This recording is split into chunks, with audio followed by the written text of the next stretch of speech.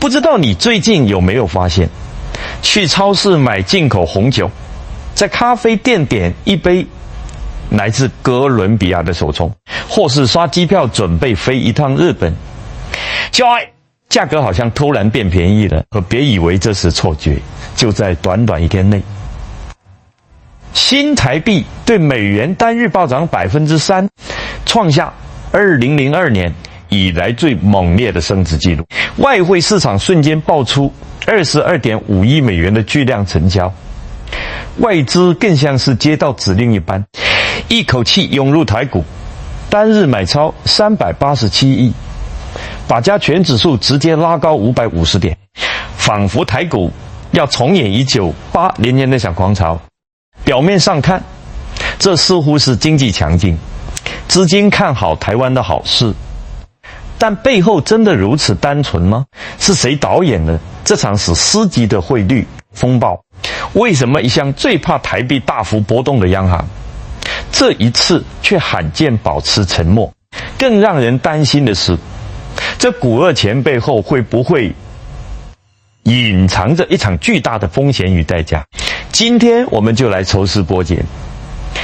看清楚这场突如其来的台币海啸背后真正的赢家和输家是谁，以及它会如何改变每个人的财富命运。当天外资大举回流，单日买超台股387亿元，把加权指数一口气拉高了超过550点。短短一天里，市场情绪像被按下加速键，原本还在担心出口竞争力的人，转眼间就开始谈论下一波牛市的可能性。如果把视角拉长到一整周，新台币对美元的升幅更高到 4.7%， 直接登上了全球最强货币的宝座。台币从来不是国际热钱的第一选择，但在那几天却成了全世界最亮眼的焦点。很多人看到这样的数据，第一反应可能是外资真的回心转意了，是不是因为看好台湾半导体和 AI 概念股决定全面回补？还有一种说法是全球资金开始重新认识台湾经济的韧性，台币强升只是合理的反应。但是情真的有这么简单吗？如果外资真的这么看好台湾，为何这几年一直在大幅卖超台股，而真正掌控会是节奏的央行？这次却几乎没有明显的干预痕迹，是默许还是背后有更深层的盘算？这一场单日暴涨的背后，到底是单纯的市场情绪，还是国际政治热钱流向与官方态度交织而成的复杂漩涡？接下来就让我们深入看看台暴涨背后到底发生了什么，看看到底是谁在推，谁在拉，又是谁在悄悄旁观。首先是外资回补的迷思，很多人第一时间看到新闻标题就下意识为外资大举回补台股，所以推高了台币。但仔细看数据就会发现，这个逻辑其实很难站得住脚。过去这几年外资对台股的态度一直是能卖就卖，从2020年开始算起，外资累计卖超已经破兆。2020年卖超5300亿，2021年继续卖超4500亿，2022年更扩大到 1.2 兆。2023年虽然小幅回补，但只回了2700多亿，而到了2024年又重新卖超6900亿。2025年更夸张，仅仅过了4个多月，外资就卖超7000多亿。换句话说，如果外资真的打算回补，那至少也要回补个几千亿才能说得过去。可是在5月2日那天，外资买超台股也就387亿，规模不大，甚至连他们平常的单周进出都算不上特别突出。要说这点资金能在一天之内让台币升值超过1块钱，显然不合理。因为决定台币走势的从来都不是外资一家的力量。台湾的外汇市场本身不算深，每天的交易量大约在10几到20亿美元，而央行手里握着将近6000亿美元的外汇存底，就像一头巨鲸，只要央行愿意，市场上的多空力量根本没人能真正对抗。但这一次，央行几乎没有动作，这就来到第二个关键。央行的罕见承诺，按照过去经验，只要单日汇率波动超过1%，央行通常都会进场干预。我们在汇率 K 线图上，常常可以看到长长的上影线或下影线，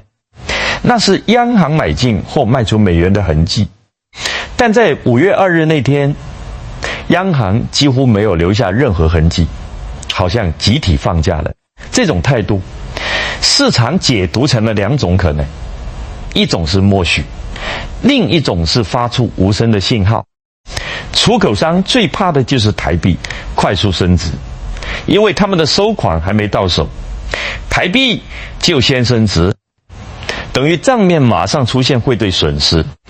所以当出口商看到央行没有动作时，就开始恐慌性的把手中的美元换成台币，导致踩踏式卖压，更加速了台币的暴涨。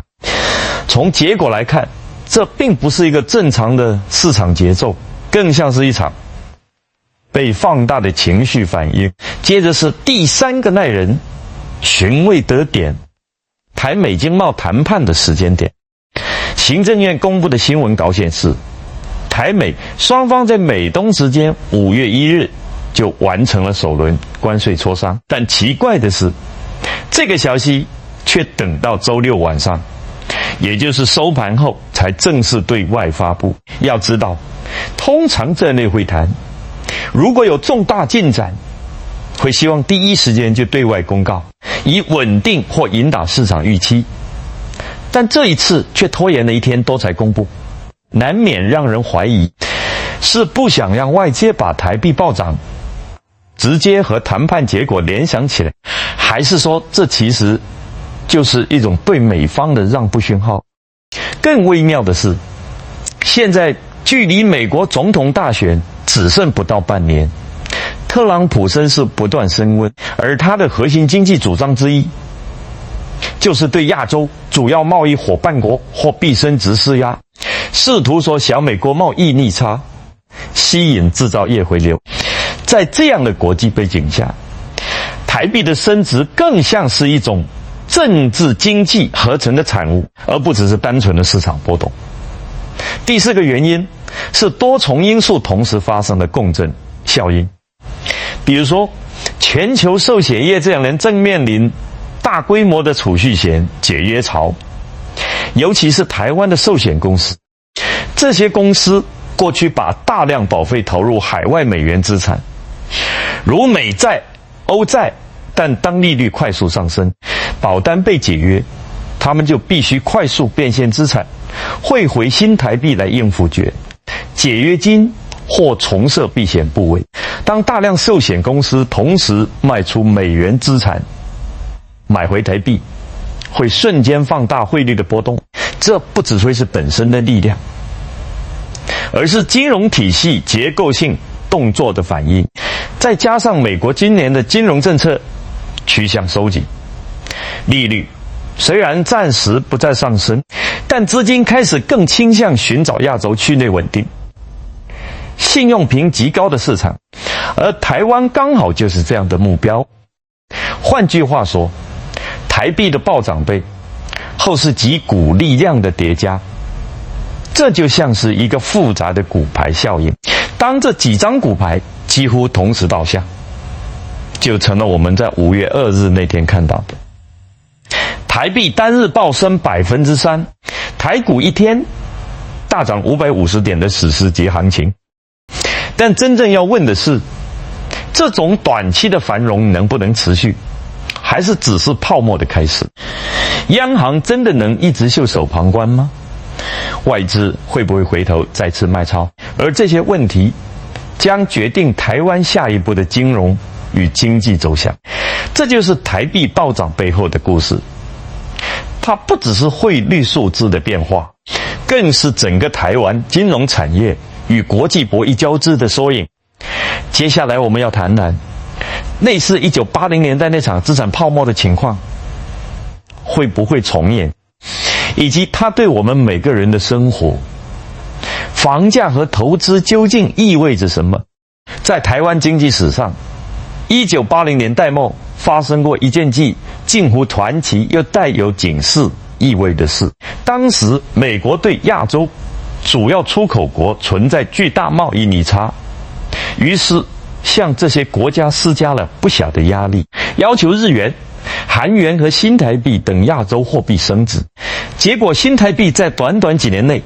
从1美元兑40元一路飙升至26元，升值幅度超过30%，速度之快让当时的出口商几乎来不及应对。但这还不是全部，更具戏剧性的是，台股从1988年初的3000多点，在短短1年多时间里飙升到接近1万点，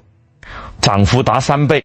房价也在短期内出现翻倍上涨的疯狂行情，大量热钱涌入，股民几乎人手一张股票，房地产投资客一夜暴富。当时台湾社会流传着一句话：只要开门做生意就能赚到钱。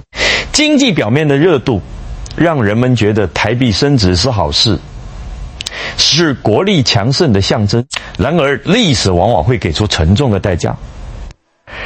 1990年初泡沫破裂，股市从10000点狂跌至不到3000点，是直蒸发大盘。房地产市场也进入漫长的调整期，不少企业资金链断裂，个人财富瞬间缩水。如今当我们看到台币单日升值 3%，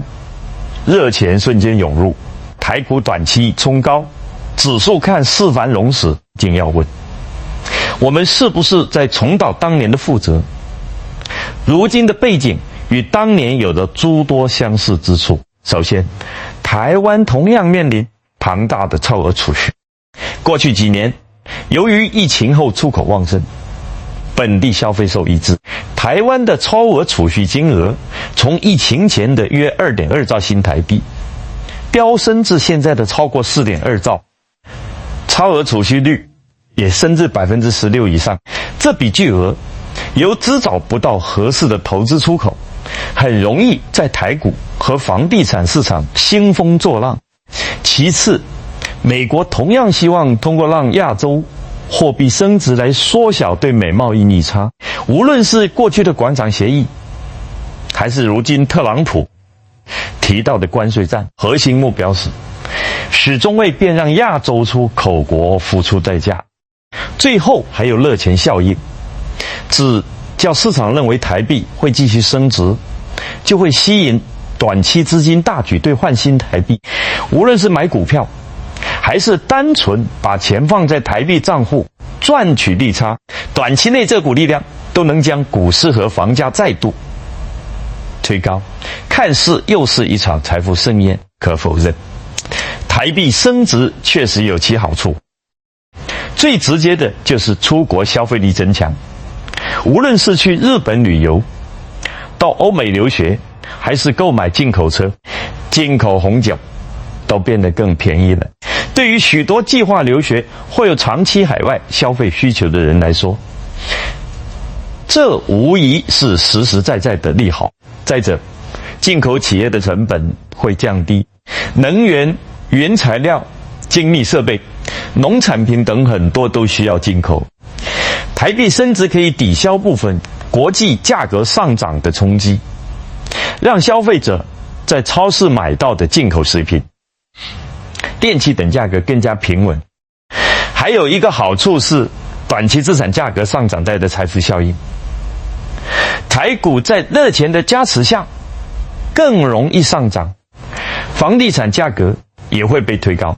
很多人看到自己的股票和房价上涨，感觉变有钱了，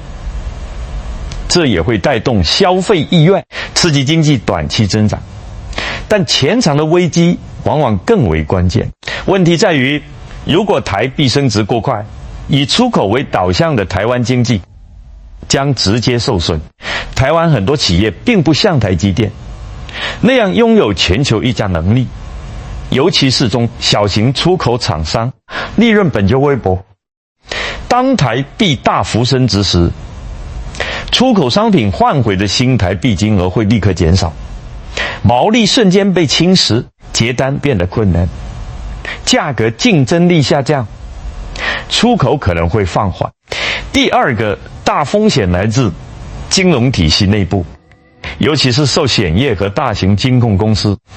过去20年，台湾寿险公司为了满足高额保单的收益要求，大量投资海外美元计价资产，如美债、海外股票、房地产等，而负债端急需要赔付的资金大多是新台币，资产短缺是美元。当台币快速升值时，这些美元资产折算成新台币的价值就会骤减，产生巨大的账面亏损。如果汇率继续剧烈波动，寿险公司可能面临资本充足率压力，甚至影响股利发放。投资人会发现购买的保单不再像以前那稳定可靠。第三个隐患是资产泡沫风险。热钱推动台股和房价快速上涨，看似财富增加了，但背后缺乏生产力支撑，价格上涨在短期内很难显现出问题。但一旦国际形势发生变化，热钱抽离或央行被迫加息抑制泡沫，泡沫就可能瞬间破裂。而且这种快速升值往往会打乱企业和个人的长期布局，出口商来不及进行避险操作，投资人忽略风险，消费者陷入过度乐观，系统性风险不断累积，未来可能会引爆一次更大的金融震荡。历史告诉我们，升值速度比升值方向更危险。台币从32元升至28元，如果是在半年内慢慢升值，企业可以逐步调整报价，也能接受做避险合约。但如果像现在这样一天升值超过 3%， 出口商来不及做任何调整，就会直接被打乱节奏。更大的问题是，企业的决策周期往往是半年或1年，而热钱和外资的进出可能以天为单位。这种节奏上的差异使得实体经济被金融力量牵着走。所以今天台币的暴涨并非完全是坏消息，大家也不必过度恐慌。对一般消费者而言，这是享受进口商品变便宜、海外旅行更省钱的机会。但对出口商、寿险公司和投资人来说，却意味着更大的挑战和风险。聊到这里，我们最关心且最现实的一个问题是，台币还会继续升值吗？还是很快就会回调？短期来看，只要美国还在对亚洲货币施加升值压力，只要市场对热钱的预期不变，台币就很难大幅回落。特别是特朗普，如果他真的重返白宫，关税压力几乎肯定会卷土重来。到时候不仅是台币、日元、韩元也可能面临同样的升值压力。但升值并非永无止境，只要升值速度够快，导致出口产业出现实质性的订单流失，或金融体系出现资产负债风险，台湾央行是必会出手干预。就像过去几十年一样，央行不会完全放任不管，因为这背后牵动着数百万工作机会和国家金融稳定。另一个棘手的问题是，台美之间的谈判到底是在用什么交换什么？从历史来看，美国常常用汇率作为谈判筹码，换取更低的关税或更有利的市场准入条件。表面上看，台币升值让美国减少了贸易逆差，台湾也可能换来关税优惠，但代价是出口竞争力下滑，短期内可能看不出来，但长期会迫使台湾产业必须加快转型，从依靠价格竞争转向依靠技术、品牌和服务赢的市场。半导体等关键产业会加速外移吗？这几年台积电、联发科等企业已经在美国、日本设厂也必胜，只再加上地缘政治因素，可能会加快这一趋势。尤其是在美元贬值的背景下，美国本土生产的成本优势凸显，而台湾本地生产相对变贵。对企业来说，多元布局不仅是商业决策，也成为应对国际风险的必然选择。那么，央行还有多少干预空间呢？过去，台湾央行能够依靠庞大的外汇储备和相对封闭的资本账户来调节汇率，但现在国际资金流动更快，全球利率环境也更复杂，再加上美国长期批评亚洲央行操纵汇率，这让台湾央行不得不更加低调。虽然仍有能力缓解过快的升值，但想要像过去那样主导汇率走向，市场空间已经明显收窄。台湾受险业长期持有大量美元计价资产，而负债端多为新台币，一旦台币持续快速升值，美元资产换算成新台币就会贬值，可能带来巨大的账面亏损，甚至冲击资本重组率。过去几年，寿险公司已经因为美债暴跌遭受过一次打击，如果现在再叠加汇率冲击，无疑是雪上加霜。企业主该怎么办？第一步也是最现实的，就是即使用远期外汇和约对冲汇率风险，不要抱有汇率不会变动的侥幸心理。第二步，实现市场多元化，不要把所销售都放在以美元结算的市场，还要布局东南亚、欧洲等多元市场，降低对单一货币的依赖。第三步，趁着台币强势，加大海外投资，包括建厂、并购、设立研发中心等，因为此时用台币兑换美元或欧元的成本更低，这也是提升企业国际竞争力的机会。更根本的是，要提升产品的附加价值，让企业从依靠价格竞争转向依靠创新、品牌和技术盈利。投资人又该怎么做？第一，不要被台币短期的暴涨冲昏头脑，也不要因为台币强势就抛售所有美元资产，相反台币走强。正是用更少的台币换取优质美元资产的好机会。二，如果只有台币计价的美元 ETF， 短期内净值可能会因汇率波动而下跌，但要认清长期美元资产的价值，其根本价值未必会受到影响。第三，要看穿短期热钱行情，不盲目追高台股或房地产，短期热钱来得快，去得也快，应专注于真正具有长期成长潜力的产业与企业。第四，不要把全部资金都投入可能泡沫化的资产，分散配置，长期投资才能在市场波动中站稳脚跟。回过头来看，台币的数字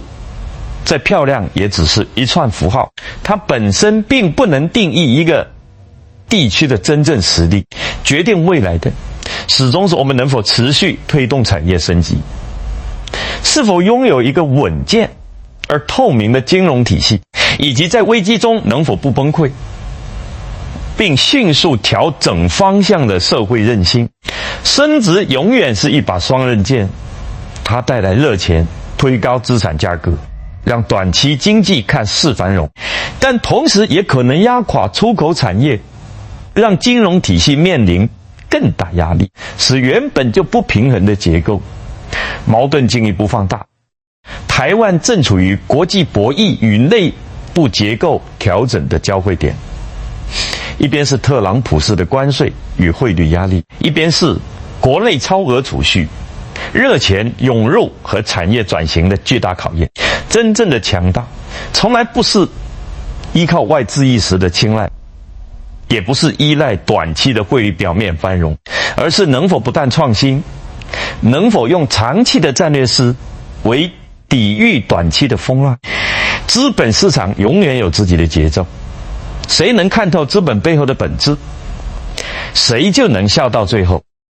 对于每一个投资人来说，更重要的或许不是预测台币明天会涨还是会跌，而是要想清楚，当热钱退潮后，自己的资产结构能否支撑得住，自己关注的企业能否继续在国际市场上立足。留给大家一个思考，当表面的数字在光鲜亮丽时，我们能否看透表象，